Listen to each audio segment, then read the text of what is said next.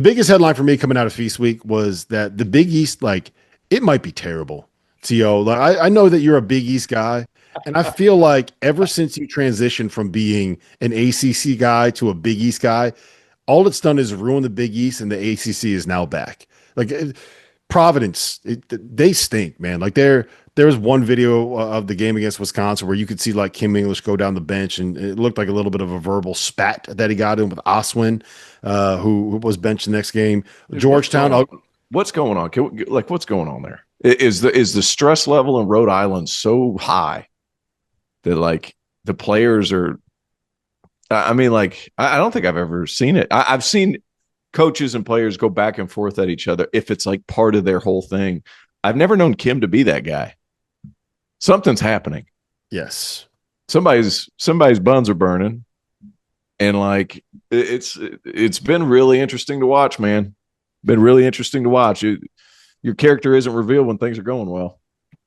Yeah, I don't think I think the issue with Providence specifically is that a couple of the coaches on the staff turned over, and I don't know whose decision it was to turn a couple of those coaching staffs over. I would say that if I don't know whose decision it was to make a change with the coaching staff, and I don't know how well that sat with Kim. And then when you're not getting along with your boss, I don't think that that's necessarily a great spot to be in. The bigger issue is they don't guard, man. They don't guard anybody. I'm pretty sure if you put the three of us out there right now, that we would be able to put up at least 80 on them. And that's because you guys have scored 39 points each. They just don't guard, and that's not a spot that you want to be in. But Georgetown lost a couple games this week. Creighton looks very average. Marquette looks like they are in a rebuilding year, despite the fact that Chase Ross is having an unbelievable season. And when those four teams are down, and St. John's looks like they're not quite as good as we thought that they were going to end up being, you end up being like, it gets thin really quick in that conference, Theo. Like this legitimately could end up being a two-bid league. And I think this is the kind of thing that could keep like a UConn from being a 1 seed and could keep St. John's from being a top 4 seed, because they're not going to be able to build up the quality of wins that you need during the regular season to have a resume that will compete with like the top of the Big Ten. Yeah, I feel like, you look at UConn, like beat BYU, beat Illinois, got Kansas next. We got Florida, they got Texas. Like those are their Kansas, Florida, Texas, 3 other next 4.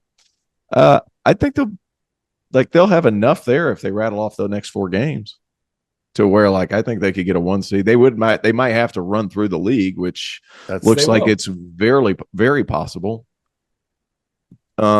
I don't know. Like it's kind of a tough one. I'm still not out on Georgetown all the way. I know they lost 2 down in Orlando or whatever. I think Dayton's really good. I think Miami's better than what everybody else seems to think. For some reason, I'm still liking Miami. I think they've still got a shot because they guard. And they've only lost to BYU and Florida. Like, I think they're going to be fine. Mm-hmm. So, I don't know, man.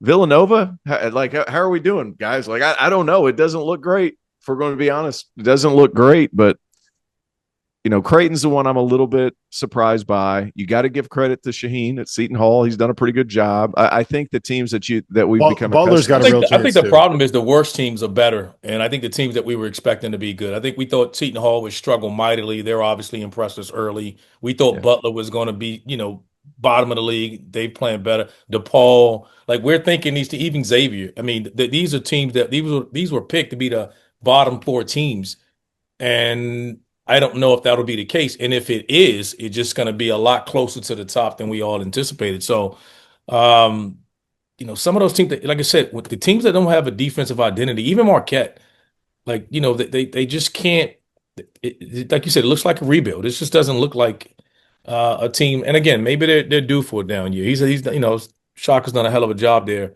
Georgetown can't score enough, I don't think. I don't think they can score enough points. Can they rely enough on their defense to get them through?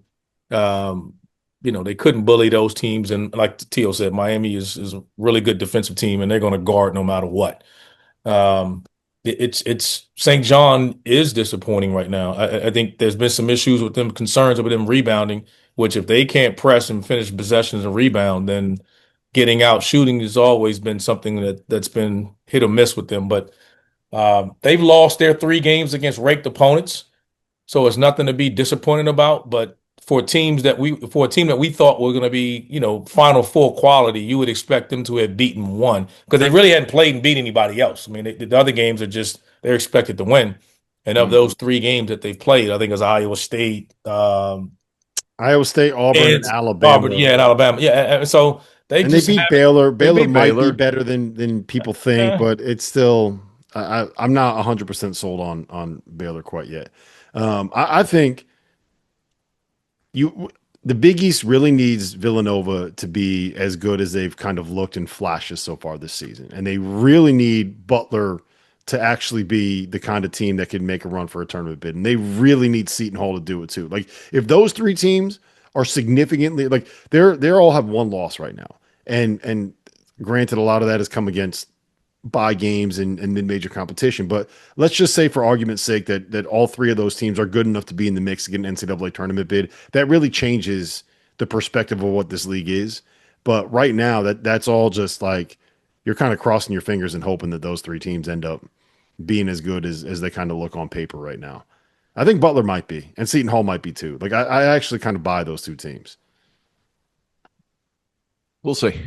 My man Duke Brennan boards, though, by the way. Villanova. Dude, boards. Yeah, I mean, we'll just have to wait and see. You got to play somebody. I mean, that's my deal with, Villanova lost to BYU in the opener. Outside of that, it's like Queens, who's okay for who's good for the A-Sun, Sacred Heart, who's not, Duquesne, LaSalle, and Old Dominion. So they got Michigan coming up. We'll see how they perform. Good luck. We'll see.